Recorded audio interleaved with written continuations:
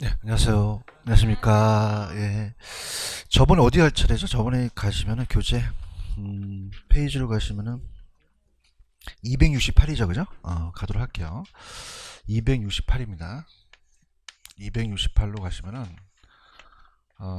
토지 정책 하다 말았죠, 그죠? 가시면 이제 268에 그 토지 공개념이라는 게 있죠, 그죠? 여기 보시면은, 여기는 일단은 뭐가 이제 시험 문제가 나오냐면, 좌측에 보시면은 토지 공개념의 실천 법률이라는 게 있죠, 그죠? 요게 이제 별표를 한번 쳐보세요. 우리가 별표를 쳐보시면은 택지 소유 상한제에 대한 거는 어떻게 돼요? 폐지됐다 그랬죠, 그죠? 그럼 요건 지금 어디가 실천 법률이에요? 아니에요. 아니고, 그래서 택지 소유 상한제가 또 폐지됐고, 개발이익 환수에 관한 법률은 있죠.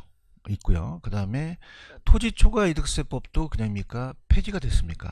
폐지가 됐고, 가격 공시라는 얘기 들어보셨죠, 그죠? 그건 우리가 있다. 그래서 우리가 이 토지 초과 이득세에 대한 거는 폐지됐다. 그럼 이 두 가지 좀 전에 했던 거는 지금 실천하고 있고 아니면 우리나라에 지금 있습니까? 폐지됐습니까? 폐지됐기 때문에 이 두 가지가 나올 가능성이 높아요. 아시겠죠, 그죠? 그러니까 토지 공개념이라는 건 뭐 사적재산 증식에 우리가 공공의 이익을 위해서 우리가 어떻습니까? 토지 공개념이라는 걸 이제 주장할 수가 있다는 건데 오른쪽 가시면 정책수단이라는 게 있죠, 그죠? 가게 되면은 자 우리가 이 토지거래 허가제도라는 얘기를 들어보셨죠? 공법시간에 그래서 이제 개념만 파란 색깔의 개념만 가져가시면 돼요. 우리가 토지거래가 성행하거나 그러한 가능성이 있을 만한 지역, 집가가 급격히 상승하거나 상승할 우려가 있는 지역을 무슨 구역이라고 그래요? 토지거래 허가구역으로 지정하고 있다. 이렇게 해서 계약 전에 허가를 받고 거래한 제도다. 이렇게 보시면 되고요. 개발이익 환수제도도 우리나라가 있죠. 그죠? 그래서 예전에 이제 우리가 했기 때문에 개발이익 환수에 관한 법률이 있죠. 있기 때문에 개발이익이란 개발사업의 어떤 시행이나 토지용 계획의 변경 그 밖의 사회적 경제적 요인에 따라서 정상지가 상승을 초과하는 부분이죠. 그럼 개발 사업을 위해 시행하기 위해서는 토지 소유자한테 기록되는 토지 가액 증가분이 무슨 이익이죠? 개발이익. 그럼 그걸 그냥 이제 환수를 해야 돼요. 그럼 개발이익 환수에 관한 그 이익을 환수한 수단으로서 세금도 있지만 세금이 아닌 게 있죠. 그 밑에 가시면 저번 시간에 왜 개발부담금이라는 거 기억나시나요? 그게 비조세적 환수입니다. 그래서 개발이익에 대해서 직접 부과, 개발이익 환수에 관한 법률에 의해서 개발이익 중에서 이 법에 따라 국가에 징수하는 것을 개발부담금제. 그럼 우리나라에 개발부담금제는 없어요? 있어요. 있죠. 있고요. 그 다음에 이제 왜 공법 시간에 환지 방식, 간보율이라는 얘기, 우리가 채비제라는 얘기 들어보셨죠? 공영개발 이런 것도 다 그 개발이익 환수제도라고 볼 수가 있어요. 근데 이제 대표적으로 세금은 요즘에 이슈화 되는 게 양도소득세죠, 그죠? 이런 것들 재산세다 그렇게 가져가시면 돼요. 무슨 얘기인지 아시죠?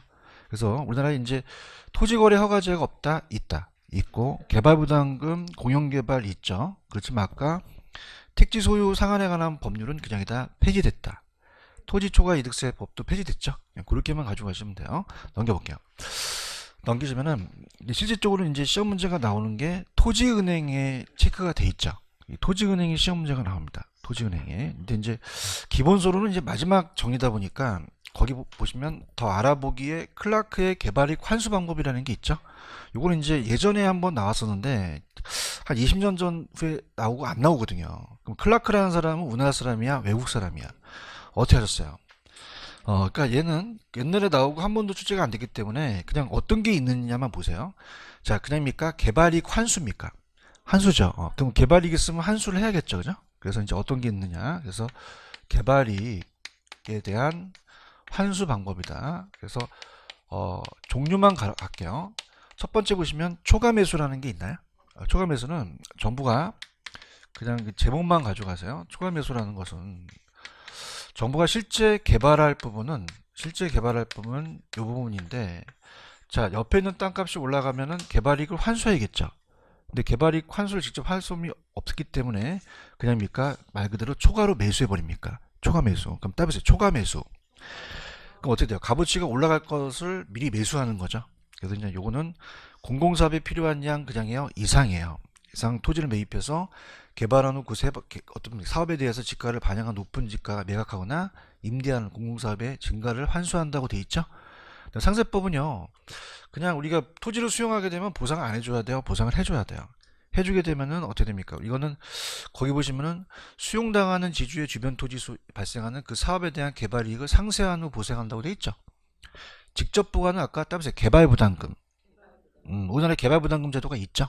그래서 개발에 대한 그 직접 부과하는 게 직접 부과법이고, 국유법은 그냥 말 그대로 국유화시키는 건데 자유민주 사회는 좀 드물겠죠. 참고만 하시고요. 밑에 가시면 토지은행이 시험에 나온다 했죠. 여기를 가겠습니다. 자, 토지은행이 우리가 그 이번 모의고사도 나왔죠. 토지은행을 우리가 예전에 문제를 풀 때 공공토지 비축이라고 배우셨죠. 공공토지 비축. 그럼 공공토지 비축 제도가 토지은행인데, 토지를 은행에 맡기는 거예요, 비축해 놓는 거예요? 비축해 놓다. 비쌀 때 좀 쌀 때 우리가 미개발지를 좀 비축해 놓죠. 그래서 미개발지를 자 비축했다가 거기 내용을 보시게 되면은 어떻습니까? 우리가 이 미개발 토지를 매수했다가 비축했다가 나중에 토지개발업자한테 수요자한테 분양을 하죠.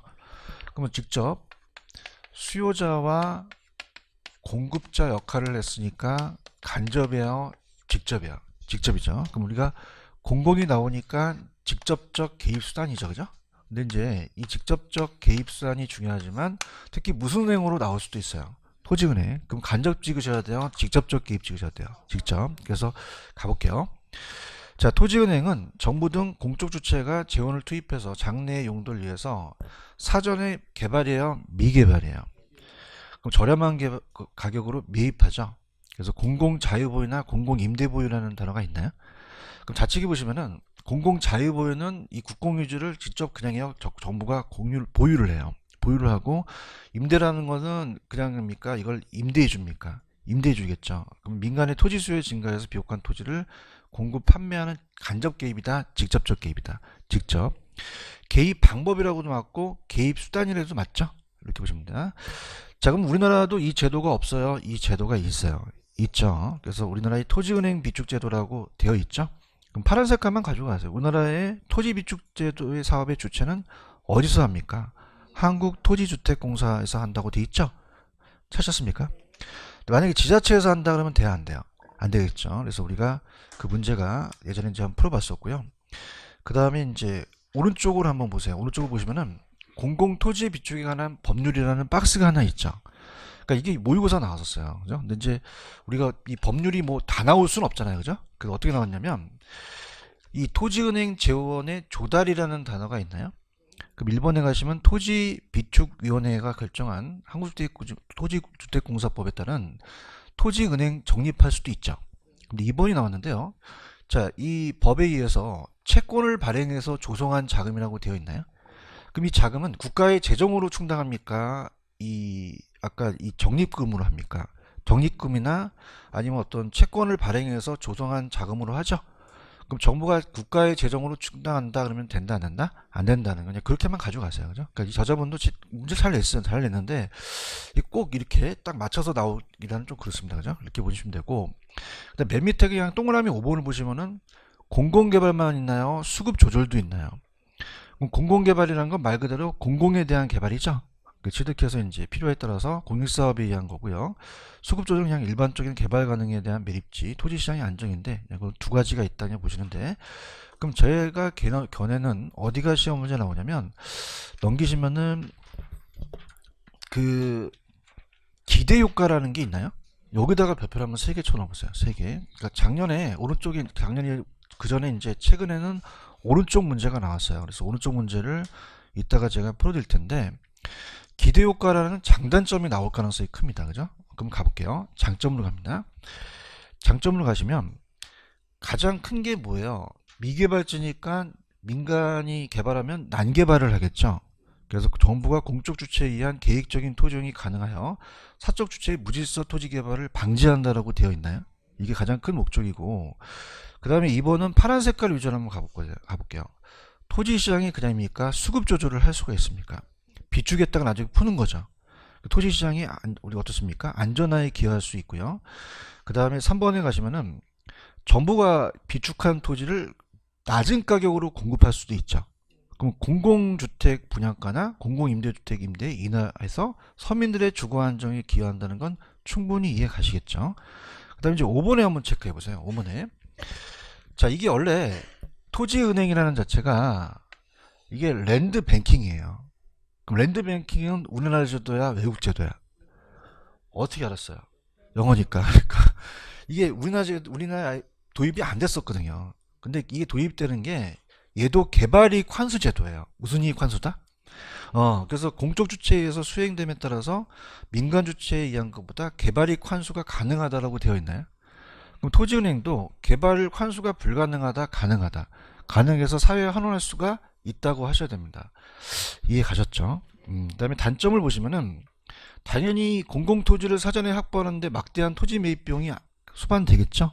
그다음에 이제 이번 문제가 이제 우리가 고민할 문제인데 개발지예요, 미개발지예요. 그러면 우리가 아직 개발이 안 됐죠? 그러면 이렇게 놀리고 있잖아요, 그죠? 국공유지를. 그러면 우리가 여기를 빈민들이 와서 무허가 주택을 지을 수도 있다는 겁니다. 그럼 이걸 철거해야 됩니까? 그 전에 관리를 해야 됩니까? 관리를 해야 되죠. 그래서 이제 거기 보시면은 동그라미 2번 보고 계셔요? 그럼 민간의 토지수에 발생하지 않는 경우에 이 비주토지에 무담 점유를 할 수가 있어요. 그죠? 그럼 아까 공공자의 보유는 정부가 보유하고 임대 보유는 남한테 맡기는 거죠. 그럼 공공자의 보유 즉 방대한 토지 관리상의 문제가 있어 불량주택 지역이 형성이 될 수 있죠. 그죠? 근데 이제 이거는 타 모의고사 나왔는데 그러면 관리하려면 정부가 직접 그냥 보유하는 게 나아요? 임대해 주는 게 나아요? 임대해 주는 게 관리하는 게 낫겠죠. 그죠? 그것도 한번 체크해 보시고요. 그 다음에 자 볼게요.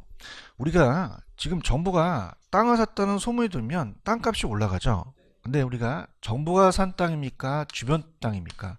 주변 땅이 올라갈 수도 있다는 얘기예요. 그죠? 그래서 이제 투기 방지 대책 없이 공적 주체가 토지를 대량으로 매입할 경우는 주변 지역의 지가가 급등해서 투기 현상이 발생할 수도 있더라. 이해 가셨죠? 오른쪽에 문제를 예전에 풀었었어요. 그러면 우리가 오른쪽의 정답은 5번이 정답이죠. 지자체에서 관리를 합니까? 한국토지주택공사에서 합니까? 한국토지주택공사한다. 그렇게 한번 보시기 바랍니다. 이해 가셨죠? 근데 이건 기출이기 때문에 그 내용을 한번 다시 볼게요. 왜냐면 그 내용이 또 살아날 수 있으니까 1번에 가시면은 토지 비축은 정부가 간접해요? 이거 직접해요? 직접. 그 부동산 시장에 개입하는 정책 수단이죠. 그래서 제가 같은 경우는 이제 간접으로 낼 가능성이 커요. 그죠? 이렇게 다시 살려가지고. 그 다음에 토지 비축 제도의 필요성은 토지의 공적 기능의 확대에 따라서 커질 수도 있다는 거 맞고요. 토지 비축 사업은 토지를 그냥입니까? 사전에 비축합니까? 비축해서 장래 공익사업의 원활한 시행과 토지시장의 안정에 기여한다는 거 맞죠? 그다음 사적 토지 소유자의 편중 현상으로 인해 발생 가능한 토지 보상비 등의 어떤 고비용 문제를 완화시킬 수 있다. 맞는 거죠. 이해 가셨죠? 그다음에 이제 밑에 더 알아보기는 아까 밑에 3번을 보시면 토지은행은 공공토지 비축 공급에 의해서 어디에 설치돼 있어요? 한국토지주택공사에 설치하는 토지은행의 계정으로 간다라는 게 있나요? 찾았습니까? 근데 이제 얘네들이 나중에 이제 제가 기출문제에서 이제 나오면 이제 보여드릴 텐데 오른쪽에 용어사전이라는 게 있죠. 이게 이제 뭐냐면 이렇게 가보세요. 여러분들 왜 이거 말고 공용개발이라는 게 있잖아요. 자, 공용개발은 우리가 신도시 개발이에요. 택지 공용개발. 그럼 택지 공용개발 같은 경우는 신도시를 개발을 할 때 토지를 수용한다는 얘기 들어보셨나요? 그럼 토지 수용이라는 것은 자 갈게요. 자 얘는 그냥입니까? 강제로 수용합니까? 그럼 이거는 팔겠다는 의사 없이도 뺏어버리죠. 근데 토지은행은 개발이에요? 미개발지예요? 그러면 토지은행은 토지 소유자의 의사가 전제가 돼요. 그러면 얘보다 사유재산권을 침해하는 정도가 약하거든요. 근데 어떤 문제가 나오냐면 오른쪽에 토지 선매제도라는 용어사전이 있나요? 별표를 3개 치세요. 자 얘가 유력한데 우리가 공법 시간에 토지 선매라는 걸 배우세요. 그죠? 그러면 우리가 강제 수용합니까? 협의 매수를 합니까? 협의 매수를 하죠. 지금 보고 계셔요? 그래서 이거는 계속적으로 시험 문제 돼요. 그래서 이제 토지 소유자가 팔려는 땅에 대해서 정부가 이를 매수하여 공공목적에 이용하거나 비축한다는 자체가 토지은행하고 비슷하잖아요. 그럼 개인 사이에 대한 거래에 우선하여 공공이나 대리개인 어떻습니까? 개발자 그 땅을 사들 때 이 토지 수용과 다른 점이라는 단어가 있나요? 그럼 수용하겠어요? 수용하는 게 아니에요. 소유자의 의사가 관계없이 강제 매수할 수 있는 데 반해서 얘는 소유자가 팔 의사가 있다는 점이 중요한 거죠. 그러면 우리가 그냥 해요. 협의 매수를 해요. 협의 매수한다는 거죠. 이해하셨죠? 그래서 토지 선매는 강제로 수용한다 그러면 된다 안 된다? 안 된다는 거 꼭 여러분들한테 추천해요. 아시겠죠? 그죠? 넘겨볼게요. 자, 넘기시면은 주택정책이라는 게 있나요? 주택정책은 이제 솔직히 말씀을 드릴게요. 여기는 출제될 가능성이 적어요. 그래서 이제 쭉 넘기시면은 미리 말씀드리지만은 278페이지로 한번 가보세요. 278페이지로 가시면은 임대료 규제 정책이라는 데가 있죠. 여기가 이제 거의 시험 잘 나옵니다. 그러니까 임대료 규제하고 보조하고 공공이라는 게 있죠. 근데 특히 임대료 규제에 별표가 쳐 있죠. 임대료 규제가 가장 출제 빈도가 높아요. 그래서 이제 우리가 시험 문제를 보게 되면은 기출에 거의 임대료 규제를 잘 냅니다. 그죠? 그러니까 여기를 좀 가져가세요. 아시겠죠? 그죠? 그럼 앞에는 내용만 그냥 사이드로 가셔서 274페이지로 가시면은 그냥 정의만, 그죠? 우리가 274로 가시면은 예전에 배웠던 내용이기 때문에 그냥 정의만 가시게 되면은, 자, 일단은 가볼게요. 274페이지 가시면 제목이 주택 문제라고 되어 있나요? 찾으셨습니까? 그러니까 주택 문제라는 것은, 주택의 양적 질적이라는 것은 요건 따보세요. 공급 문제. 정부가 공급을 해줘야죠. 그럼 양적인 문제도 해결하지만 그냥요 질적 문제도 해결해야 돼요. 그죠? 그래서 공급에 대한 어떤 유용성인데, 오른쪽 보시면 더 알아보기라는 게 있나요? 별로 안 알아봐도 되거든요. 왜냐면 시험 문제 안 나왔어요. 옛날에 왜 그 로렌츠 곡선하고 막 그런 거 있었죠? 똑같은데, 그러면 주택 부담 능력과 질적 수준에 관한 어떤 지표라고 돼 있죠? 그러니까 이 PIR이라는 것은, 자, 그냥 들어보세요. 자, 이게 플라이스라는 게 주택 가격이에요. 주택 가격이고, 그 다음에 인컴이라는 자체가 연소득이고, 레이터가 비율이거든요. 자, 그럼 우리가 한번 생각하실 때 우리나라가 소득에 비해서 집값이 낮아요? 굉장히 높아요? 흥분하지 마시고, 그죠? 그걸 물어보는 거예요. 그죠? 이게 높으면 안 됐다는 거죠. 그죠? 그럼 예를 들어서 그냥 가격을 낮게 해서 주택 가격이 1억 5천만 원인데, 자, 이 연소득이 있으면 이제 가격 연소득이겠죠. 만약에 연봉이 3천만 원이다 라고 하면은 어떻게 돼요? 5년이 있어야 집을 사죠. 근데 실제로 5년 걸릴까요? 더 걸릴까요? 더 걸리죠. 그래서 이거는 이렇게 가세요. 그러면 이게 그 나라마다 클수록 좋아요? 작을수록 좋아요? 작을수록 그 부담이 작아지겠죠. 아시겠습니까? 그 주택 부담에 대한 거예요. 그 다음에 밑에 보시면 슈바베 지수라는 게 있어요. 그러면 슈바베 지수는 누가 이겼을까? 지수가 이겼을까? 슈바베 지수. 그러니까 독일 사람인데, 요것도 슈바베 지수 있어요? 슈바베 지수도 한 번도 안 나왔어. 그죠? 그래서 제가 좀 하기 그런데 또 다른 또 모의고사를 또 강사분이 내실 수 있으니까, 슈바베 지수는 누가 이겼다고? 슈바베가. 그러면 독일의 이제 슈바베가, 자, 지수를 얘기하면서 슈바베 법칙을 얘기를 해요. 들어보세요, 그냥. 자, 우리가 소득이 많으면은 더 큰 평수로 옮기겠죠. 그래서 얘가 이제 발견한 게, 소득이 100만 원이었는데 만약에 소득이 올라갔어요. 500만 원으로. 그럼 그럽니까? 더 큰 평수로 옮깁니까? 옮기시죠. 주거비 부담을 크게 하죠. 그죠? 그래서 우리가 절대적인, 자, 여기서 이제 상대적인데, 절대적 지출액이 늘어났어요. 절대적 지출액이 늘어나서, 자, 만약에 100만 원에 예전에 이제 40만 원을 했었는데, 만약에 500만 원에 100만 원 한다면, 그런가요? 이게 늘어났나요? 절대적은 늘어났죠. 근데 이거는 따라서 상대적. 자, 지금 슈바베 지수를 보고 계시죠? 그럼 이건 그냥입니까? 밑에가 생계비가 내려갔습니까? 소득이 있죠, 그죠? 생계비에서 무슨 비가 차지하는 비율이야? 주거비용이죠. 자, 그럼 요게 보세요. 절대적입니까? 요게 상대적입니까? 상대적이죠. 그러니까 무슨 말이냐? 이 상대적 지출액을 얘기를 해요. 상대적 지출액. 무슨 말이냐? 자, 아까 이렇게 봤을 때는 그냥입니까? 금액이 높아졌습니까? 높아졌는데 저거는 그냥입니까? 소득에서 차지하는 겁니까? 그럼 100만 원에서 40만 원은 40%죠? 40%. 그럼 500만 원에서 100만 원 얼마예요? 제가 해줄게. 20% 나와요. 그럼 이 비중이 낮아진다는 겁니다. 맞습니까? 그럼 소득이 낮은 사람은 이게 비중이 커진다는 거죠. 그럼 이 비중은 작아야 좋아요. 클수록 좋다, 낮을수록 좋다? 낮을수록. 그렇게 가. 커야 된다, 낮아야 된다. 그럼 해설해 보시면 이 가계소득의 가운데 주거비용이 차지하는 비율을 얘기한다고 나와 있죠? 그럼 20%, 5%를 넘으면 빈곤층에 속한다고 하거든요. 그러면 저소득층일수록 이 지수가 높겠죠? 뭐 높아야 된다, 낮아야 된다. 낮아야 된다는 거죠. 이해하셨습니까? 그럼 이렇게 가볼게요. 이 지수들에 대한 그러한 PR과 다 이제 여러분들이 만약에 모의고사가 뜬다면 저번 수에 왜 로렌츠 곡선이라는 거 아세요? 넘겨보세요. 이게 이제 같이 뜨거든요. 원래는 출제 빈도가 높은 부분은 아닌데 만약에 이제 저번에 제가 왜 그 로렌츠 곡선하고 진위 기수라는 게 있었잖아요. 어디 있었지? 자, 260페이지 있죠? 260. 찾았습니까? 그럼 요령을 가르쳐 드릴게요. 지금 소득 분배에 대한 측정이라는 자체는 어때요? 이 저소득층들을 위해야겠죠? 얘기 좀 해봐요. 그 다음 이것도 어떻게 됩니까? 이게 주거비에 대한 부담도 저소득층을 위해야 되잖아요.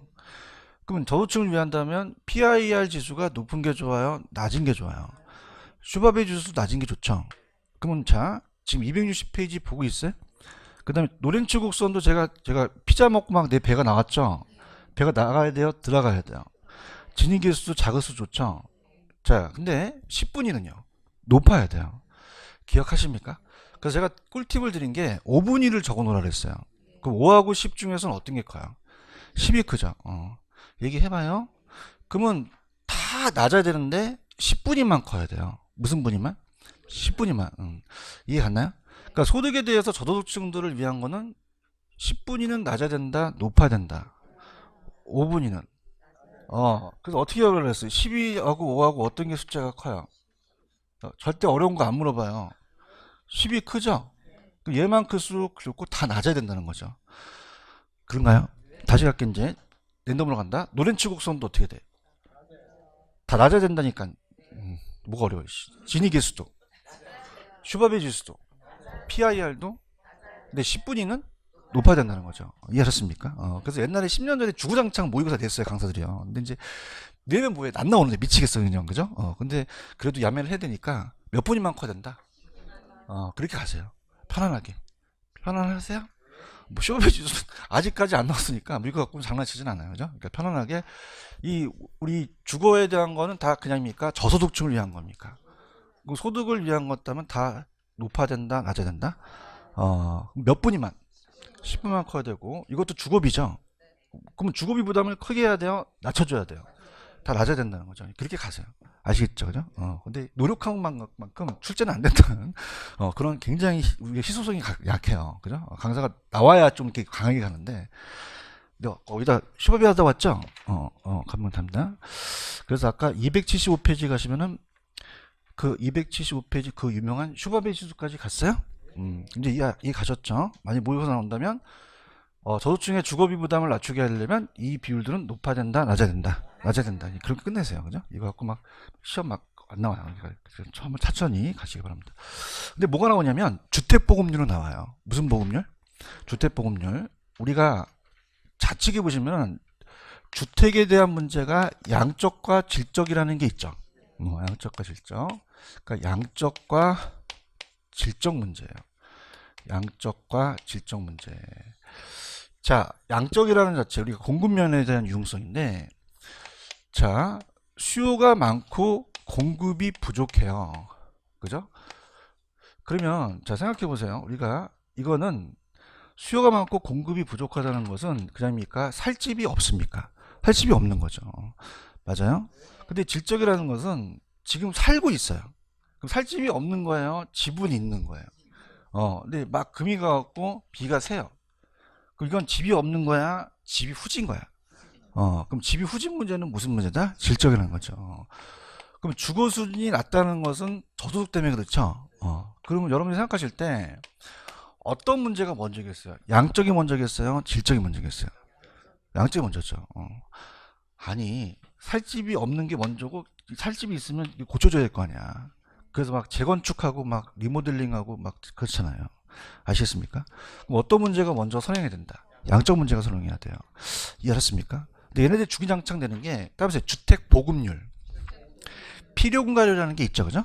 다시 한번 가면은 자 주택 보급률이라는 것은 자 현재 시점에 대한 우리가 일정 시점에 대한 절약을 얘기하는데 자 그 지역의 100가구가 있어요. 그럼 그 가구 수에 대한 주택의 수거든요.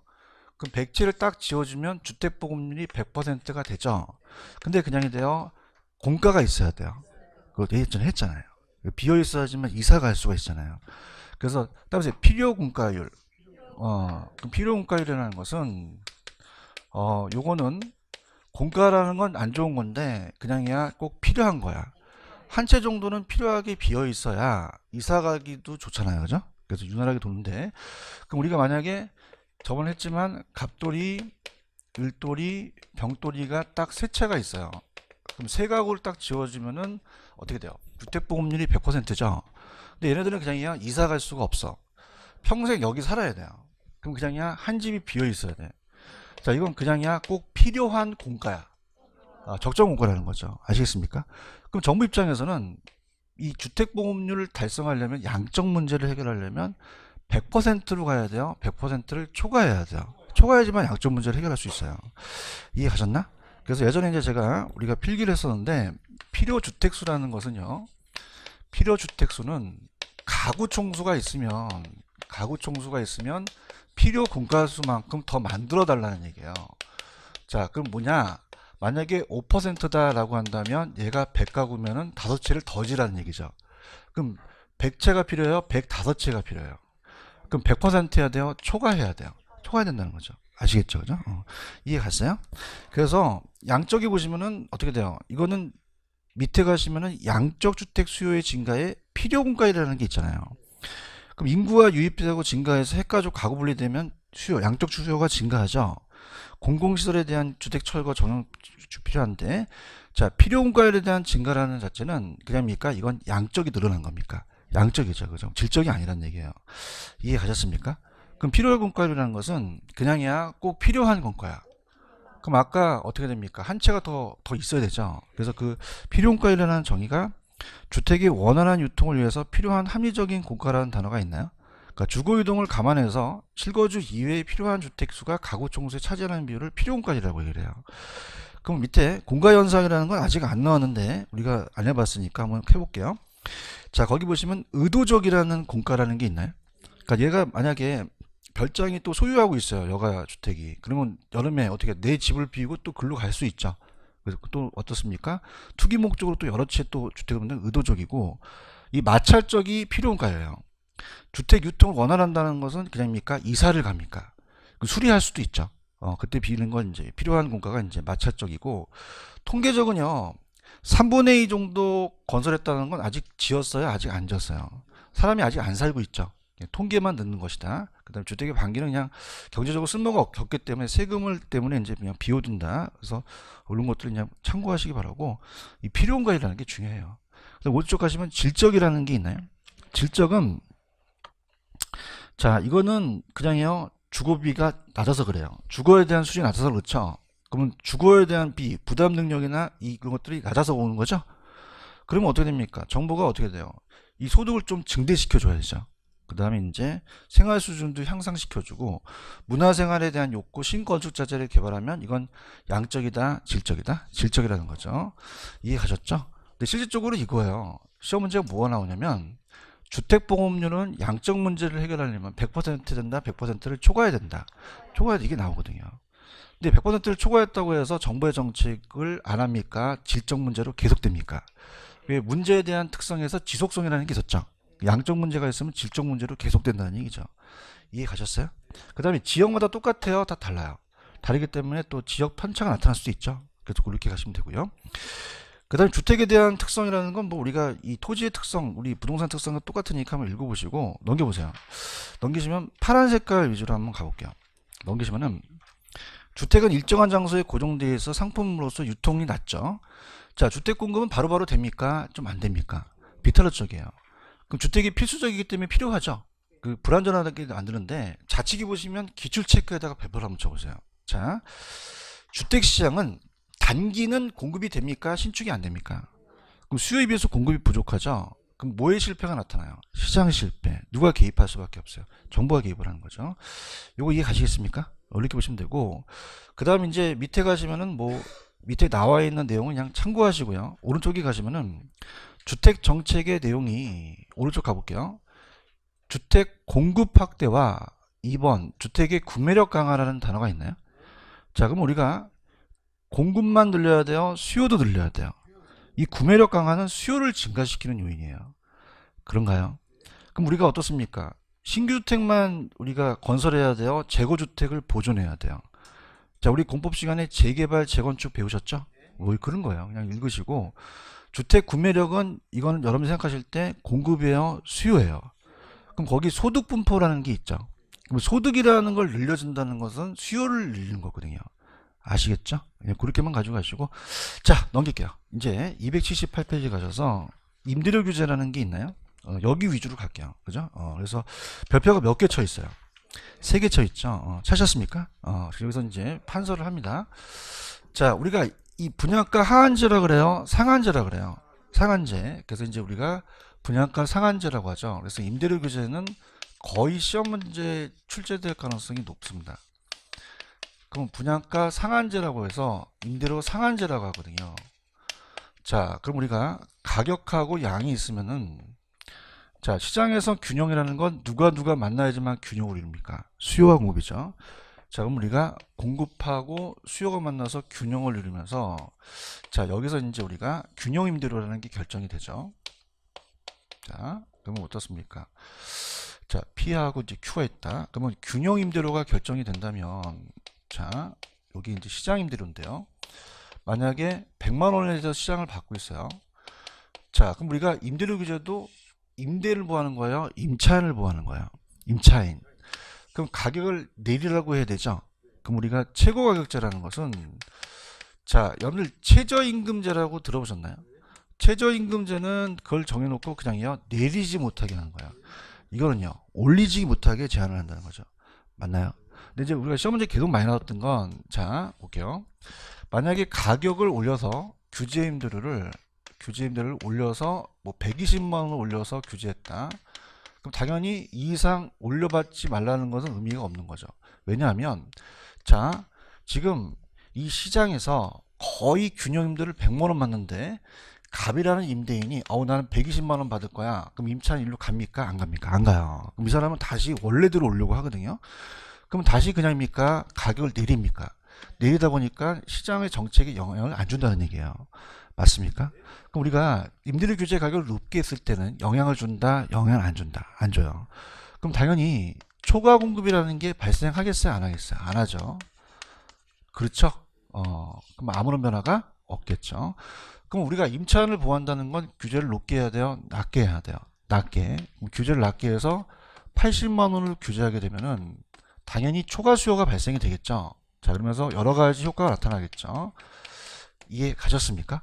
그래서 우리가 이따 문제 스타트 끊겠지만, 자, 갈게요. 얘는 임대료 하한제다, 상한제다, 최저가격제다, 최고가격제다. 최고가격제고 임대인보다 임차인보다 임차인보고 가격을 높게 했을 때는 아무런 변화가 없다. 가격을 낮게 했을 때 효과가 발생하는 거죠. 근데 이걸 왜 이 출제원들이 내냐면 단기와 장기를 내요. 그죠? 그냥 보세요. 임대료 규제는 정부 입장에서는 어떻게 됩니까? 가격 올리라는 거예요? 싸게 받으라는 거예요? 싸게 받으라는 거죠. 그렇죠. 그래서 우리 왜 지금 문제가 되는 게, 저도 이제 임대사업을 냈지만 임대사업의 퍼센트를 올리는 걸 제한한다는 얘기예요. 그런가요? 그럼 어떻습니까? 가격을 싸게 받으라 그러면 임대인들은 공급을 하려고 할까요? 공급을 줄일까요? 줄여버려요. 대화를 합시다. 근데 단기는 줄여요? 못 줄여요? 그럼 장기에 가서 더 많이 줄인다는 거죠. 그럼 더 주택을 구하기가 쉬워진다, 어려워진다? 어려워진다는 거죠. 그래서 더 정책이 안 좋아진다는 얘기야. 얘기해봐요. 그래서 단기는 그냥이다, 효과가 있다. 자, 강의하고 내가 얘기할게요. 미안해요. 단기는, 죄송해요. 내가 강의한다 물어볼게요. 자, 여기서 우리가 단기는 기간이 짧죠?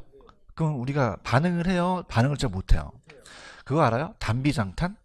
그럼 단기는 탄력적이다, 비탄력적이다? 비탄력적이에요. 그럼 가격을 내려도 어때요? 반응을 못하니 공급을 못 줄이단 말이죠. 맞습니까? 그럼 공급자들이 공급을 줄여요? 못 줄여요? 못 줄이기 때문에 시장상의 공급량은 그대로 있다는 얘기죠. 그런가요? 그러면 특히 이제 요거는 그냥입니까? 완전 비탄력적입니까? 완전 비탄력적일 때는 정부 어떻습니까? 가격을 내려도 못 줄인다는 거죠. 그럼 이 상태에서 원래 가격이 100만 원이었는데 80만 원을 규제하니까 초과 수요가 발생이 되죠. 그죠? 근데 우리가 봐봐. 여기서 균형량이었잖아요. 그럼 10개라는 것은 그냥입니까? 수요와 공급이 만나서 10개죠. 그러면 기존 임대인들은 그냥 혜택을 받는다는 거예요. 맞습니까? 근데 신규 애들이 살려고 하는 애들이 되죠. 그럼 우리가 이 15개라는 요게 수요가 된다면, 자, 그냥입니까? 수요가 더 많습니까? 그럼 초과 수요가 되죠. 근데 초과 수요가 5개 됐다고 하더라도 여러분 생각해 보세요. 산수예요? 사려고 하는 수요예요? 사려고 하는 수요만 늘어난 거죠. 이해 갔나요? 그럼 단기에도 그냥요 초과 수요는 발생해요. 왜요? 가격을 내리니까. 맞습니까? 그럼 주택 구하기가 더 쉬워진다, 어려워진다? 어려워지겠죠. 물량주택이 없기 때문에 주거유동은 저하되겠죠. 그런가요? 근데 기존에 있는 애는 그냥요 가격이 떨어졌어요. 떨어졌으니 기존 임차인한테는 혜택이 간다는 얘기예요. 그런가요? 그럼 어떻습니까? 그 20만 원만큼 떨어진 임대인에 대한 것이 기존 임차인에 갔으니 얘가 더 유리해진 거죠. 그러면 기존 임차인한테는 혜택을 본 거예요. 맞나요? 그러면 어떻게 돼요? 단기적으로는 혜택이 없다, 혜택이 있다. 있다라고 봐야 되죠. 그런가요? 다시 갈게요. 공급을 줄였어요? 못 줄여? 못 줄이기 때문에 효과가 난 거죠. 그만큼 우리가 완전 비타르적일 때는 그냥요 완전히 반응을 못 해요. 그럼 임대인의 20만 원이 얘한테 가기 때문에 기존 임차인에 대한 것이 소득이 재분배됐다고 나왔어요. 아시겠습니까? 근데 장기는 그냥요 탄력적이야. 따라 단비 장탄. 장기는 탄력적이죠. 그럼 그냥요 반응을 해요. 그럼 공급을 확 줄여버리죠. 물량이 더 줄여진다는 얘기예요. 이제 이해 가야 되는데. 내가 이제 물어볼 때는 강의를 다 끝나고 물어봐야 될 것 같아. 그죠? 자, 그래서 장기는 비탄력적이다, 탄력적이다. 그러면 공급을 줄여버리겠죠. 그럼 물량이 더 부족하다는 얘기예요. 그런가요? 그래서 이제 우리가 어떻습니까? 가격과 양인데 아까 단기는 줄였어요? 못 줄였어요? 못 줄여서 공급량이 그대로 그냥 시장상에 남아있는 거죠. 그렇죠?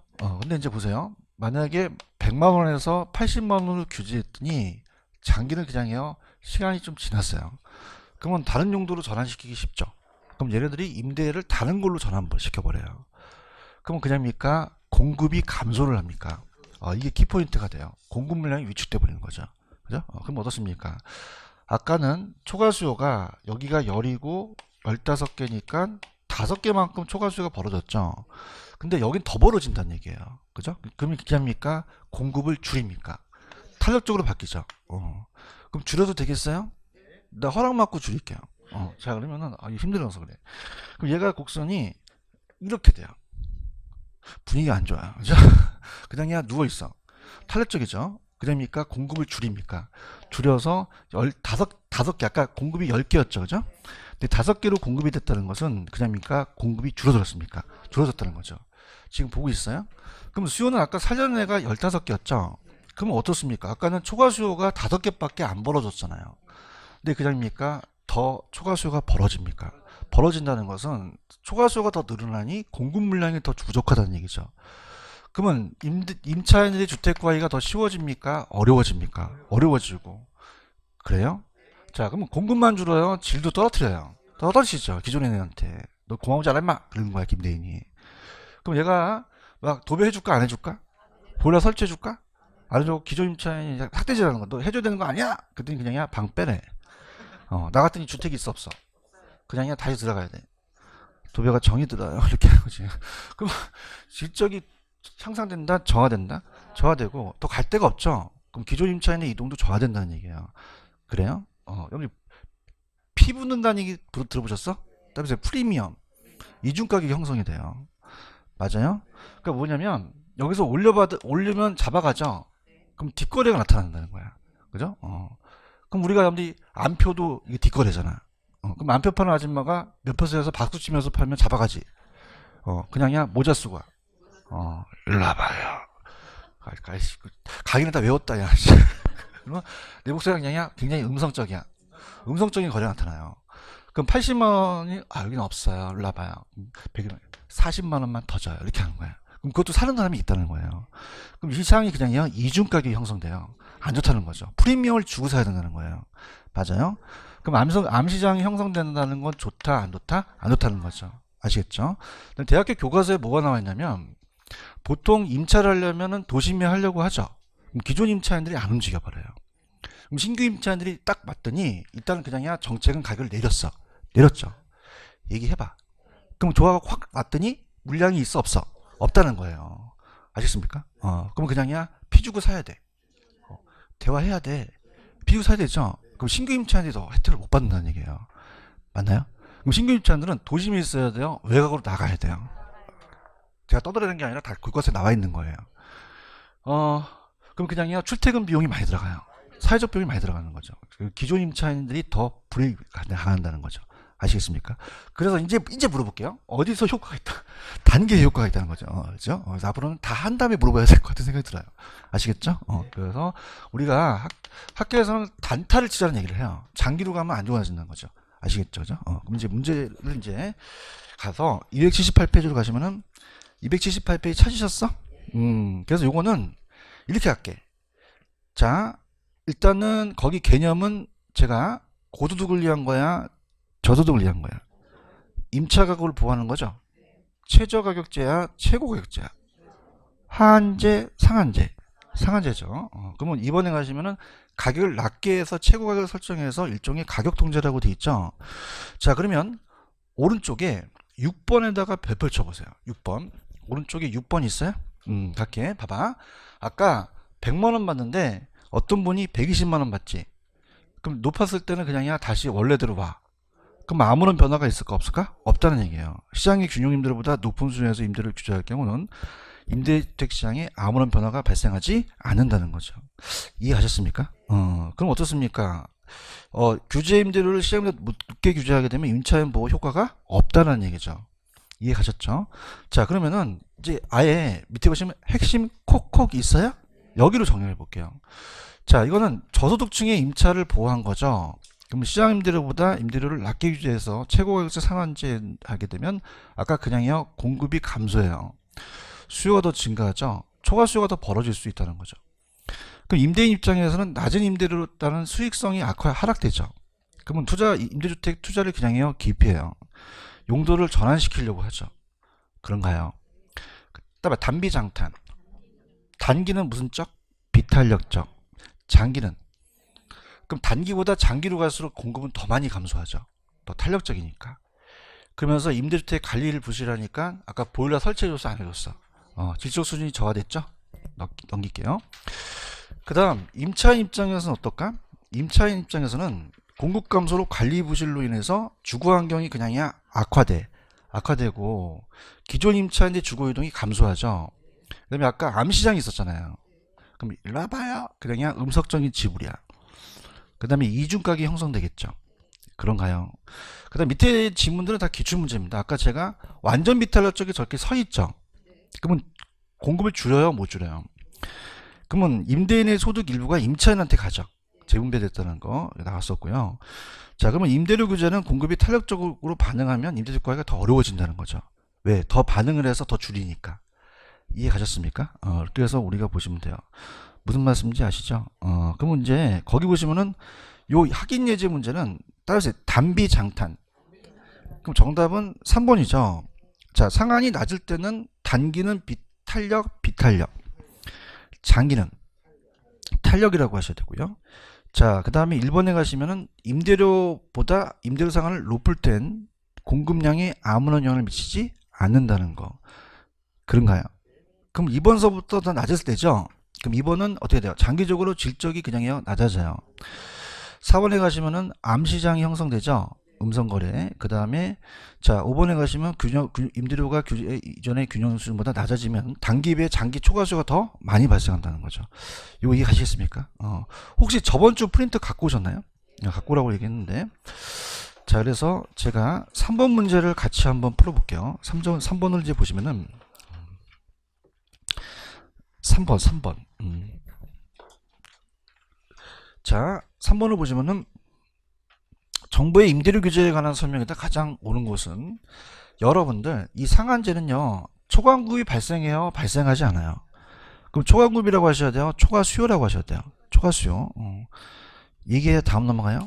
2번 정부가 임대료 상승을 통제하게 되면 단기적이라도 임차인의 주거 이전이 촉진된다, 저하된다. 저하되죠. 그런가요? 자, 우리가 아까 여기 단기에는 초과 수요가 5개밖에 안 벌어졌죠. 장기에는 10개죠. 그럼 어디에서 초과 수요가 더 많이 발생해요? 장기죠. 단기에 비해서는 장기에 더 발생한다고 하셔야 됩니다. 그런가요? 자, 4번이 기출문제를 제가 돌려낸 건데, 정부가 임대료 상승을 균형가격 이하로 규제하면 장기적으로는 그냥입니까? 공급이 줄어듭니까? 줄어들기 때문에 임대료 규제 효과가 충분히 발휘되지 못한다는 4번이 정답이 됩니다. 아시겠죠? 자, 좀 전에 5번. 자, 우리가 암시장이 형성됐을 때 칠판을 보시면 가격을 높게 했을 때요, 낮게 했을 때. 낮게 했을 때, 높게 했을 때는 영향을 안 주잖아. 아니, 가보자. 가격을 낮게 하니까, 못 팔게 하니까 이중가격이 형성되잖아. 그럼 높게 했을 때가 아니라 낮게 했을 때 암시장이 형성되고 이중가격이 형성될 수가 있다는 거죠. 이해가셨죠? 그래서 저희가 생각하기에는 임대료 규제가 나올 가능성이 굉장히 높아요. 무슨 말씀인지 아시죠? 그러니까 이렇게 한번 볼게요. 이걸 왜 자꾸 내는지에 대한 취지를 한번 해볼게요. 여러분 지금 다음에 시간에 할 거지만 분양가 하한제요, 지금 상한제예요. 상한제죠. 아, 얘기해봐요. 그럼 상한제를 쓴다는 것은 그럽니까? 가격을 내립니까? 내려요. 그렇죠? 그럼 내리게 되면은 이따 말씀드리지만 내리게 되면은 공급의 수익성이 악화되죠. 그럼 공급을 해요? 신축 공급을 안 해요. 그럼 주택가격, 중고주택가격이 올라가 버려요. 시세 차익이 늘어지죠. 그럼 실수요가 늘어나나요? 투기 가수요가 늘어나요. 프리미엄에 대한 불법 전매 같은 게 나타난다는 거죠. 이해하셨습니까? 그럼 그건 왜 어떻습니까? 우리가 상한제를 내렸다는 것은 그냥요 좋은 정책이에요. 좋은 정책이잖아요. 대화를 합시다. 이것도 좋죠? 안 좋나? 좋잖아. 근데 장기에 가서는 좋아져? 더 안 좋아져? 안 좋아져서 암시장이 형성되고 공급 물량이 줄어드니까 이게 안 좋다는 거죠. 그래서 어디에 더 효과가 있다? 단기 효과가 있다는 거죠. 아시겠죠? 그죠? 그래서 아까 단비 무슨 뜻이야? 단기는 비탈, 장탄. 무슨 뜻이야? 장기는 탄력이라는 것은 그냥이야 더 공급자가 반응을 해. 그냥이야 더 줄여. 더 줄이다 보니까 더 안 좋아진다는 거죠. 아시겠죠? 그러니까 여기에서 시험 문제가 나올 가능성이 크다는 얘기죠. 그러니까 무슨 얘기냐? 정부가 정책을 쓰래도 나중에 장기에 가서는 좀 좋아진다, 안 좋아진다? 안 좋아지니까 이런 사회적 후생성이 나타날 수도 있다라는 얘기예요. 이해하셨죠? 그래서 이제 요거 다음 시간에 보조 정책과 공공을 하겠지만 보조와 공공은 잘 안 떠요. 규제 정책을 많이 뜹니다. 아시겠죠? 이렇게 조금만 쉬었다가 갈게요.